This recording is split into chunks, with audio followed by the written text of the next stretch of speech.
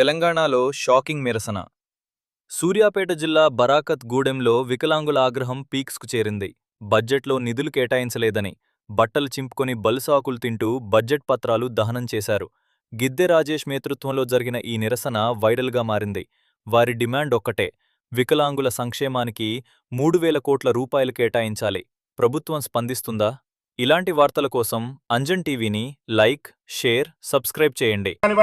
అదేవిధంగా ఆర్టీసీలో ఉచిత ప్రయాణ హామీ కానివ్వండి, అదేవిధంగా రాష్ట్రంలో వికలాంగుల అట్రాసిటీ చట్టం అమలు కానివ్వండి, వికలాంగుల బ్యాక్లాగ్ ఉద్యోగాలు కానివ్వండి, వికలాంగుల సంక్షేమ శాఖ ప్రత్యేక శాఖ కానివ్వండి, అనేకమైనటువంటి హామీలు మీరు అభయాస్త్రం ఎన్నికల మేనిఫెస్టోలో పెట్టినటువంటి ఈ రాష్ట్ర ఉప ముఖ్యమంత్రి బట్టి విక్రమార్క గారు ఇవాళ బడ్జెట్లో మాకు నిధులు కేటాయించినటువంటి తీరును నిరసిస్తూ ఇవాళ బలుసాకును తింటూ రాష్ట్ర ప్రభుత్వానికి మా యొక్క నిరసనను వ్యక్తం చేస్తున్నాం.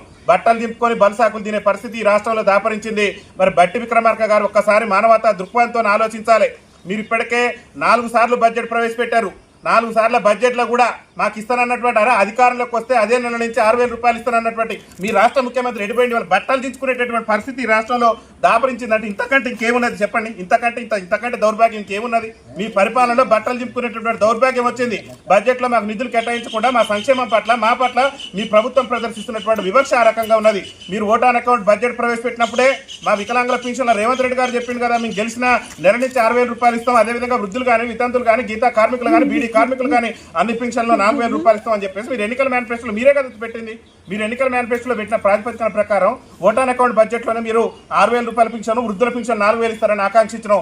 ఆ రోజు ఇవ్వలేదు. మీరు ప్రవేశపెట్టినటువంటి ఏదైతే ఇప్పుడు 4 బడ్జెట్లు మీరు ఓటాన్ అకౌంట్తో బడ్జెట్తో మొదలు పెడితే 4 బడ్జెట్లలో కూడా మా పట్ల మరి వివక్ష ప్రదర్శించి మా సంక్షేమానికి నిధులు కేటాయించినటువంటి తీరు నిరసిస్తూ బట్టి విక్రమార్క గారు నిన్న ప్రవేశపెట్టినటువంటి బడ్జెట్ను మేము పూర్తి స్థాయిలో తప్పుపడుతూ ఈ యొక్క బట్టలు చింపుకొని రాష్ట్ర ప్రభుత్వానికి మా యొక్క నిరసన వ్యక్తం చేస్తున్నాం. ఇవాళ బలుసాకు తింటున్నాం. ఎందుకంటే రాష్ట్ర ప్రభుత్వం ఇచ్చేటటువంటి పింఛన్లు చాలన పింఛన్లతోని ఒక పక్క రాష్ట్రంలో వికలాంగుల బ్యాక్లాగ్ ఉద్యోగాల భర్తీలో పీజీలు, పిహెచ్డీలు చేసి ఇవాళ రోడ్ల మీద తిరిగేటటువంటి పరిస్థితి దాపరించింది. రేవంత్ రెడ్డి గారు గొప్పలు చెప్తున్నారు కదా మీరు ముఖ్యమంత్రిగా, మేము ఉద్యోగాలు భర్తీ చేస్తున్నాం, లక్షల ఉద్యోగాలు వచ్చినామని చెప్పేసి నిన్న బట్టి విక్రమార్క గారి ప్రసంగంలో, బడ్జెట్ ప్రసంగంలో వికలాంగుల బ్యాక్లాగ్ ఉద్యోగాల భర్తీకి సంబంధించి ఎందుకు ప్రకటన లేదని మేము అడుగుతున్నాం.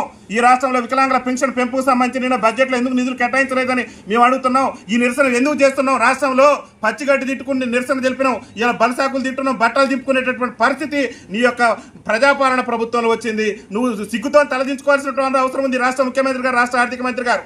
ఇంతకంటే దారుణం ఏమున్నది? అరే మా సంక్షేమాన్ని పాటుపడుతుంటే మేము మిమ్మల్ని నమ్మి ఓట్లేసి మిమ్మల్ని గెలిపిస్తే ఇవాళ మా సంక్షేమాన్ని పూర్తి స్థాయిలో మీరు నిరాకరించడం అంటే ఇంతకంటే దౌర్భాగ్యం ఇంకేమున్నదని చెప్పేసి నేను బట్టి విక్రమార్క గారిని ప్రశ్నిస్తున్నాం. వెంటనే రాష్ట్ర ప్రభుత్వం బడ్జెట్ను సవరించాలి. మీరు ఏదైతే అసెంబ్లీ ఎన్నికల మేనిఫెస్టోలో, అభయాస్త్రం ఎన్నికల మేనిఫెస్టోలో వికలాంగుల సమాజానికి ఇచ్చినటువంటి హామీలు 6,000 పెన్షన్ కానివ్వండి, ఆర్టీసీలో ఉచిత ప్రయాణం కానివ్వండి, బ్యాక్లాగ్ ఉద్యోగాల భర్తీ కానివ్వండి, వికలాంగుల సంక్షేమ శాఖ ప్రత్యేక శాఖ కానివ్వండి, వికలాంగుల అట్రాసిటీ చట్టం అమలు కానివ్వండి, ముఖ్యంగా ఏదైతే మీరు చెప్పారు పార్లమెంట్ ఎన్నికల సమయంలో చెప్పారు తెలంగాణ స్థానిక సంస్థల ఎన్నికల్లో వికలాంగుల రిజర్వేషన్ కల్పిస్తామని, మాకు రిజర్వేషన్ ఇవ్వకుండానే మీరు ఎన్నికలకు పోయారు, గ్రామ పంచాయతీ ఎన్నికలకు పోయారు.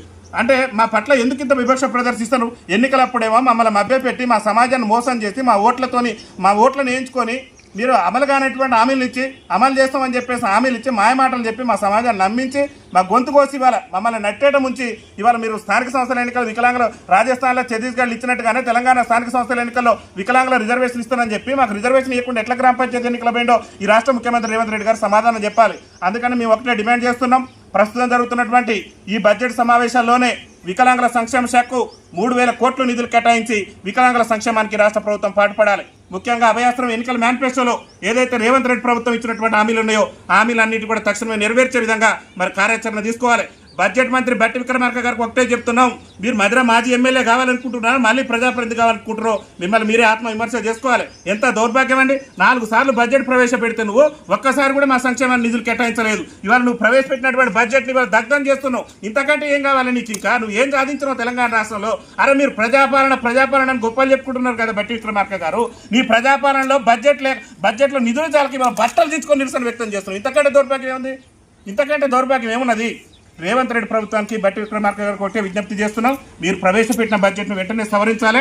మా వికలాంగుల సంక్షేమానికి ప్రత్యేకమైనటువంటి నిధులు ఇవ్వాలి. ఇవాళ వృద్ధులు కానీ, వితంతులు కానీ, గీతా కార్మికులు కానీ, బీడీ కార్మికులు కానీ రేవంత్ రెడ్డి గారు అధికారంలోకి వచ్చిన నెల నుంచే మీరు పింఛన్లు తీసుకుంటారని ఎన్ని గొప్ప మాటలు చెప్పినవే, ఎన్ని మాయ మాటలు చెప్పినవే.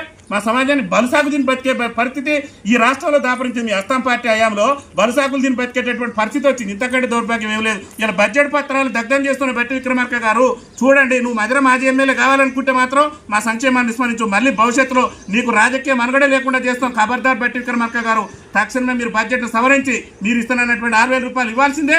రాష్ట్రంలో వికలాంగుల బ్యాక్లాగ్ ఉద్యోగాలు భర్తీ చేయాల్సిందే. రాష్ట్రంలో వికలాంగుల సంక్షేమ శాఖను ప్రత్యేక శాఖ గుర్తించి వెంటనే ప్రత్యేక అధికారులు కూడా నియమించాలి అని చెప్పేసి మేము డిమాండ్ చేస్తున్నాం. అదొక్కటే కాదు, రాష్ట్ర ప్రభుత్వానికి కూడా మేము ఒకటే విజ్ఞప్తి చేస్తున్నాం. మాకు స్థానిక సంస్థలకు కూడా రిజర్వేషన్ ఇచ్చే విధంగా చర్యలు తీసుకోవాలని చెప్పేసి మేము డిమాండ్ చేస్తున్నాం. వికలాంగుల ఐక్యత, వికలాంగుల